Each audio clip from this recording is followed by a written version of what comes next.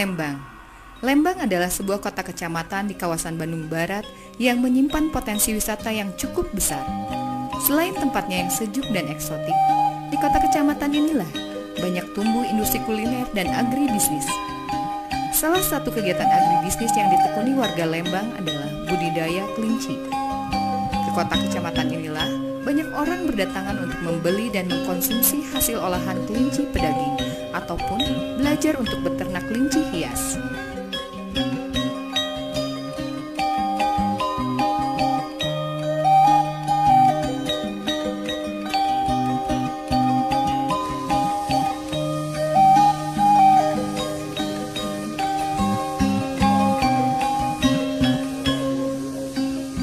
Apa nama tempatnya Pak Dede?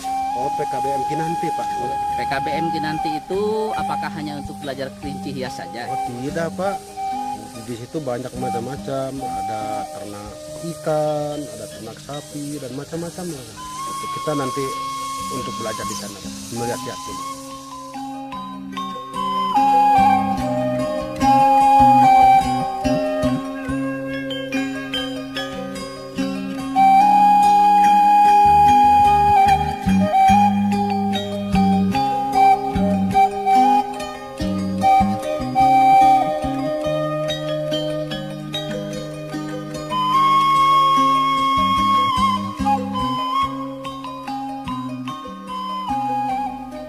PKBM Kinanti, pusat kegiatan belajar masyarakat yang terletak di RW 16 Desa Jayagiri, Kecamatan Lembang. Di tempat inilah masyarakat Lembang dan sekitarnya bisa mengikuti berbagai kegiatan pendidikan non-formal. Dan salah satu program unggulan pelatihan di PKBM Kinanti ini adalah belajar budidaya kelinci.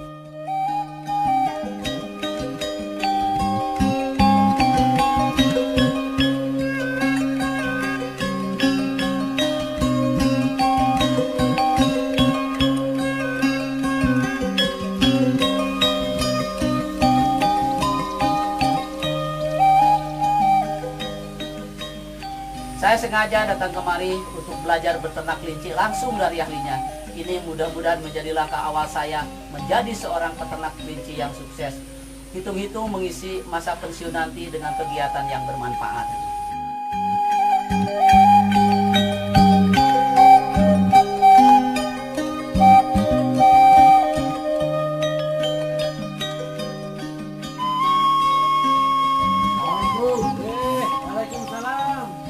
Kabar Pak Dede, aduh sudah lama kita nggak ketemu Pak Dede ya. Oh, iya, kok Iya. Raja Kelinci malamun. Oh Pak Dede, ada saja. Oh iya, kenalkan ini Pak Karlan. Mau silaturahim katanya. Oh iya, Saya Agus, kawan, Agus. Agus Pak. Sudah lama kenal sama Juragan Jengkol Pak? Oh, ini udah lama ini saya Bang Iya, Gus. ini saya kawan lama saya Pak. Iya, saya diajak ke sini ingin belajar beternak. Oke, saya senang Pak. Belajar gitu kan. Saya senang kehadiran Bapak dan ini tentunya ini juga sahabat lama saya. Oh, begitu Pak ya. Nah, untuk lebih enaknya nih kita di dalam Pak ya. Oh iya, iya, Boleh, iya, Pak ya. boleh. Silakan Pak, silakan Pak. Nah sekarang Pak Karlan, Pak Dede, kira-kira apa yang saya bisa bantu Pak? Begini Pak Gus, saya ingin beternak kelinci. Siapa tahu di tempat saya nanti bisa mengembangkannya. Iya, bagus. Untuk itulah kami berkunjung kemari untuk belajar cara beternak kelinci. Langsung mau dari Raja Kelincinya. Gitu.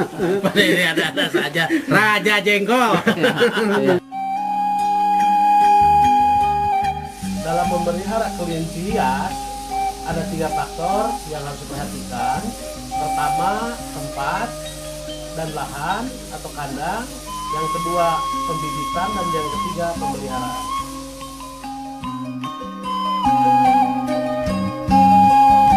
Kandang berfungsi sebagai tempat berkembang biak. Suhu idealnya kira-kira 21 derajat Celcius. Dengan sirkulasi udara lancar, tercahayai dalam 12 jam dan harus melindungi kelinci dari predator. Ada 3 bentuk kandang kelinci. Pertama, kandang sistem postal. Kandang ini tidak dilengkapi halaman pengumbaran, tempatnya di dalam ruangan dan cocok untuk kelinci muda. Kedua, kandang sistem range yang dilengkapi dengan halaman pengumbaran.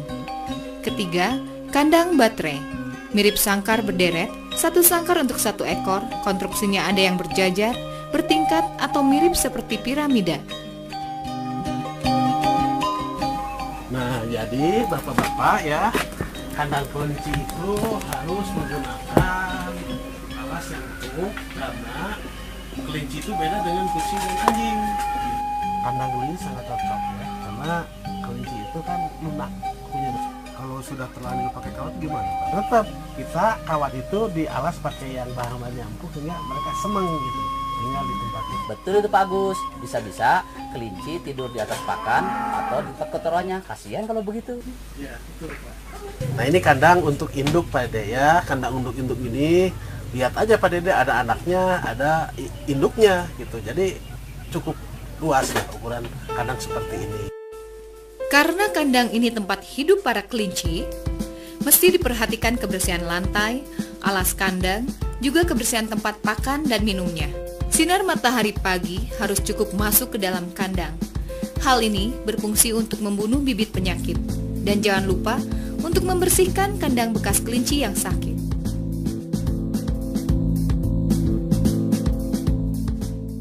Kok ini sendirian bagus gitu? Ini Pak Dede pejantan Pak Dede ya. Oh iya iya. Kalau Pak Dede ingin mau menemani ya silakan saja Pak ya. Setiap kandang ada tempat pakan dan minumnya. Ya, Pak? Iya betul, ini contoh Pak ya. Ini contoh, ini pakan Pak ya, ini pakan. Nah, jadi harus kuat pakannya itu ini. Karena kalau dikasih pakan mereka akan membuang kotoran di mana saja. Gitu, Pak.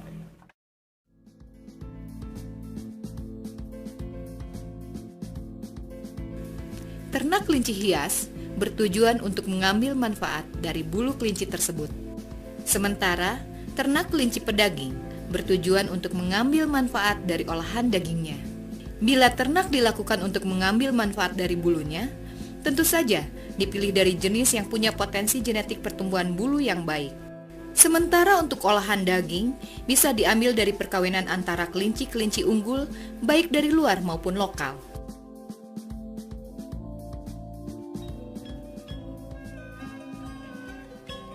Nah ini kelinci hias Pak Harlan, Pak Dede ya. Bulunya halus, lebat, dan bulu ini bisa digunakan untuk handicraft dan fashion. Dan kelinci ini juga bisa digunakan sebagai peliharaan kita lah untuk usaha kita. Ini apa namanya Pak Agus? Nah ini namanya kelinci angora Pak ya.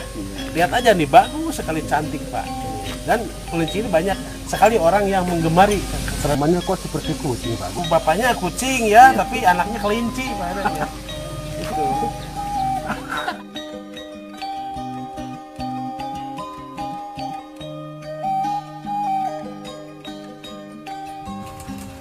Untuk milih bibit biasanya itu dari recordingnya.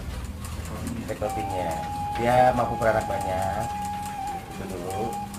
Terus dilihat nanti kalau untuk betina itu dilihat dari pinggul ini, lebar pinggul ini dia harus lebar,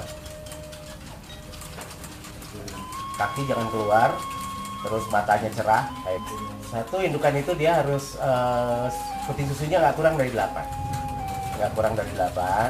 terus dia track recordnya dia pernah sakit apa gitu kan, harus ada catatan kesehatannya. Biasanya kan dari kecil tuh pernah sakit apa, itu ada catatannya. Kalau ada catatannya itu bagus untuk bibit. Ciri fisiknya, kaki jangan sampai keluar, terus ekor juga harus dia berdiri. Ekor tuh dia harus berdiri ke atas, jangan yang patah di sini. Dia patah itu sulit untuk nanti kawin untuk betina. Telinga juga sesuai dengan ininya. Kalau dia kuping berdiri ya harus berdiri tegak. Nah, kalau kuping loop kan dia turun ke bawah. Nah, loopnya seperti apa? Ada yang ngambang, ada yang memang ngeplek ke bawah gitu kan. Pilih New Zealand, itu minimal New Zealand, itu beratnya di 2 kilo itu sampai 3,6 berat induknya. Ya, berat induk. Yang bagus itu 35, 36 itu yang bagus. Kalau Flemish Giant itu minimal 5 kilogram. Nah, itu yang banyak rancu di masyarakat. Yang tipe pedaging itu pada dasarnya kelinci itu semua juga hampir sama. Kelinci daging dan kelinci hias. Kelinci hias itu tidak ada batasan. Tergantung orang suka. Tipe pedaging pun bisa jadi hias. Nah, kalau untuk daging saya saranin itu memang dipilihkan dari bibit 3 jenis, tipe lokal, New Zealand, sama Flemish Giant. Nah, kelebihannya dari Flemish Giant dia gede, tulangnya gede juga, kelincinya cepat drop, jadi nggak layak untuk pedaging. Nah, biasanya orang lihat besar itu untuk daging. Terus kelinci lokal kapan katanya kecil gitu kan. Oke, dia kecil, tapi dia kelebihannya dia tahan penyakit karena dia udah ada adaptasi lama di Indonesia. Nah, kita ambil nilai positifnya saja, dia tahan penyakitnya. Terus New Zealand itu karkasnya bagus, tulangnya kecil, tapi sayang dagingnya itu basah, jadi nggak bagus, nggak layak untuk dagingnya. Digabungkan 3 jenis itu bisa kita cross antara New Zealand sama lokal. Nah, hasilnya darahnya New Zealand sama lokal udah nyampur 50% itu terminalkan ke Flemish Giant. Jadi 50% darah Flemish Giant, 25% darah New Zealand, 25% darah lokal. Baru dapat dari situ seleksi untuk bibit pedaging. Jadi pedaging itu hybrid, hasil persilangan, baru efektif. Kriteria berikut ini bisa dijadikan pedoman untuk memilih bibit kelinci. Induk diketahui tetuanya, atau dengan kata lain, calon induk mempunyai catatan produksi dan catatan reproduksi. Induk mempunyai puting susu lebih dari 8 buah. Tingkah laku tidak nervous dan mempunyai cukup bulu untuk membuat sarang. Kondisi fisik yang normal seperti badan sehat, mata bersinar, bulu yang bersih, dan tidak kusut, dengan telinga yang tegak. Terus, kapan kelinci bisa dikawinkan? Oh, jangan ditanya juga bakaran. Kalau kelinci sudah panjang bulunya itu bisa dikawinkan. Weh, bukan, tidak Pak. Bukan masalah panjang pendeknya bulu ya. Tetapi kelinci itu bisa dikawinkan ketika usianya sudah 5-6 bulan. Tahu dari mana ini kelinci berumur 5 atau 6 bulan? Gampang itu mah. Lihat aja akte kelahirannya. Bisa aja Bakaran. Kelinci itu lebih hebat daripada manusia. Betul Pak Karlan. Berumur 5 atau 6 bulan tuh bisa dikawinkan loh. Bukan hanya itu Pak Dede. 1 ekor pejantan bisa membuahi sekaligus 10 ekor betina. Tapi kelinci betina tidak kalah hebat Pak Karlan. 7-10 hari habis melahirkan sudah bisa dikawinkan lagi loh. Iya. Makan apa ya? Hebat betul vitalitasnya.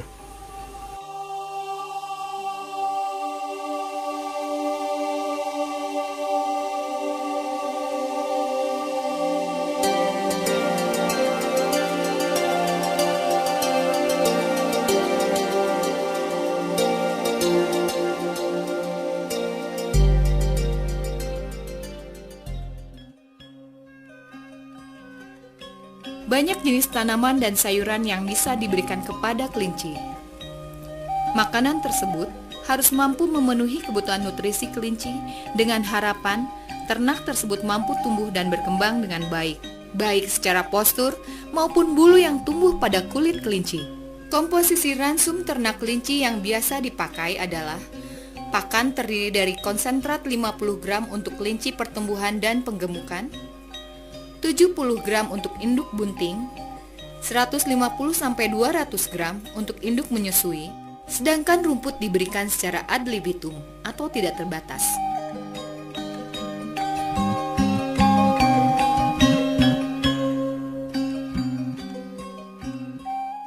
Panjang. Apa? Iya, kelinci yang satu ini gimana nih? Seperti kurang makan ya? Iya, kenapa ini ya Pak ya? Sakit ininya, ini kakinya pada gagal gatal. Ini obatnya harus disuntik. Iya.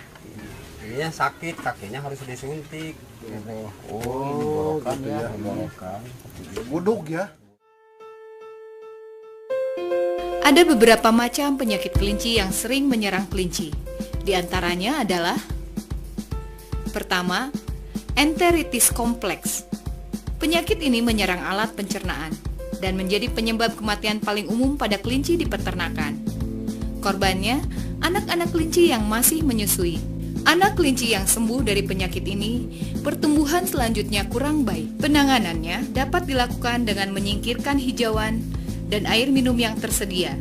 Selama 1 hari, kelinci diberi pakan hai atau daun kacang kering, serta diobati dengan antibiotik yang diberikan pada makanan induk yang sedang menyusui atau ke dalam air minumnya.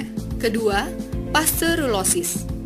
Penyakit ini sering menyerang kelinci dewasa, baik jantan maupun betina. Penyakit ini menyerang alat pencernaan. Penyebabnya kuman Pasteurella multocida. Serangan dimulai dari saluran pencernaan bagian atas. Penanganannya dengan membuang kotoran yang lebih sering dikombinasikan dengan ventilasi yang baik. Kedua upaya ini seringkali efektif dalam mengurangi gejala penyakit karena pasteurellosis. Ketiga, sembelit. Penyakit ini menunjukkan gejala kelinci tidak buang air besar pada waktu-waktu biasanya. Kencing sedikit sekali, kelakuan kelinci sangat gelisah. Hal ini disebabkan karena pemberian ransum kering kurang diimbangi dengan kebutuhan air minum yang cukup. Imbangan serat kasar dalam ransum kering dengan pakan hijauan kurang tepat. Kelinci kurang gerak karena kandang terlalu sempit. Pengobatannya dilakukan dengan memberi kelinci air minum sebanyak-banyaknya. Sediakan banyak hijauan, sayuran, ataupun buah-buahan. Selain itu, lepaskanlah kelinci di luar kandang agar mendapat udara segar dan bergerak sebanyak-banyaknya. Terakhir, pilek. Gejalanya hidung kelinci mengeluarkan lendir berwarna jernih atau keruh. Selain itu juga sering bersin-bersin. Kaki depan selalu berusaha menggaruk hidung. Kaki dan bulu badannya ikut basah, mata sembab dan basah serta berair. Penularan pilek dapat dicegah apabila sanitasi kandang baik, populasi kandang tidak padat, volume pakan cukup dan tinggi nilai gizinya, ternak banyak bergerak, dan cukup mendapat sinar matahari pagi setiap hari.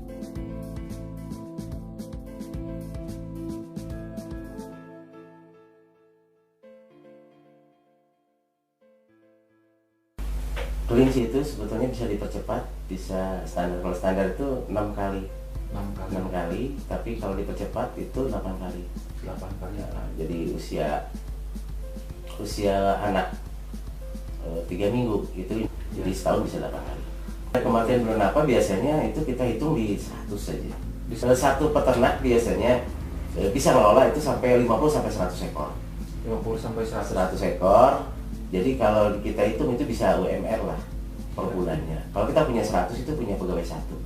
Iya. Nah, sekitar kurang lebih hasilnya kalau dengan hitung-hitung sekarang sekitar 4,5 sampai 5 jutaan per bulan. Gerak di hias ya. Iya. Itu per bulan itu rata-rata di 20 sampai 30 juta bersih.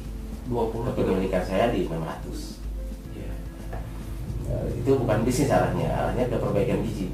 Satu keluarga dia hanya piara betina 3 saja, jantan 1, itu 4 bulan kemudian dia bisa potong per minggunya itu sekitar 1 ekor. 1 ekor per Iya, minggu ya. jadi kalau untuk masalah gizi masyarakat sebenarnya bisa tuntas loh dengan kelinci. Dengan kelinci. Iya aja. Iya. Apalagi kalau buat bisnis itu ya minimal 50 sampai 100 ekor baru bisa. Kalau yang hias itu pasarnya tidak Tidak tetap ya, Pak? Tidak tetap. Itu bisa naik bisa turun. Iya. Yang hias itu biasanya ya tergantung tren biasanya. Tergantung. Dari 25.000 sampai 2,5 juta anak. Bisa lebih besar, malah bisa lebih besar yang pedaging kata saya. Karena kalau pedaging itu jadi industri nantinya. Oh, yang sangat-sangat luas ya. Kebutuhan untuk Jakarta aja itu lebih dari 20 ton Iya. per minggunya. Per minggu. Nah, itu untuk hanya satu titik kota saja. Iya. Belum kota-kota yang lain. Terus kebutuhan untuk keluar kayak Malaysia itu minta 40 ton per minggu. Terus yang Arab juga dia minta sampai 10.000 ekor. 10.000 ekor kurang lebih 20 ton per hari. Berarti Itu kita tidak ada. Itu dihitungnya kilo biasanya. kilo ya biasanya. Hitungnya kilo hidup biasanya. Kilo hidup. Kilo hidup itu di 20 sampai 25. 20 sampai 25 Sampai kilo. 25. Tapi kita inginkan kalau bisa sih di level 30 biar peternaknya pun tidak terlalu ternak banyak gitu. Kalau skala kalau usahanya di 50 aja kan. Iya. Gitu. Tapi ini masih kalau di harga 20 atau 15.000 itu skala ternaknya harus di 100 Untuk mendapatkan Iya. keuntungan yang optimum ya, Pak. Iya. Sekarang sendiri mainnya di skala 20.000. ya. 20.000 itu, Pak ya. 20 sampai 25. 20 sampai 25.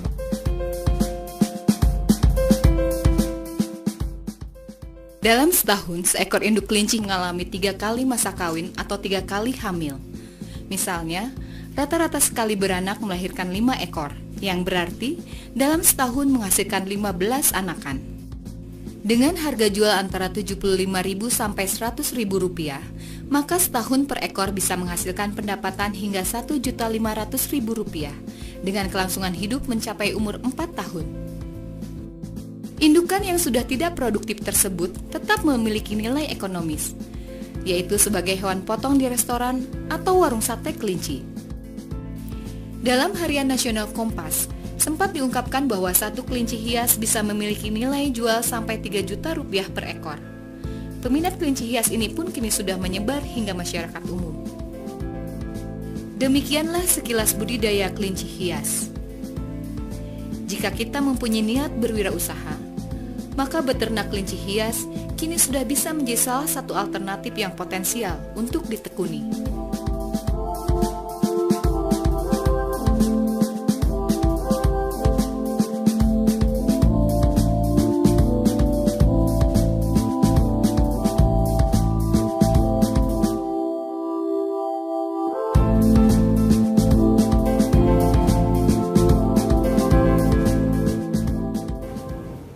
Masyarakat perlu kerja keras, kebersamaan, disiplin, tekun agar memiliki kemampuan untuk meningkatkan kewirausahaannya di masa akan datang. Kerjasama ini perlu ditingkatkan, apakah nanti melibatkan pemerintah pusat, pemerintah daerah, atau tokoh-tokoh masyarakat atau tokoh-tokoh pengusaha untuk membantu masyarakat memulai usahanya. Ketekunan menjadi upaya yang sangat penting agar usaha apapun termasuk kelinci ini menjadi besar.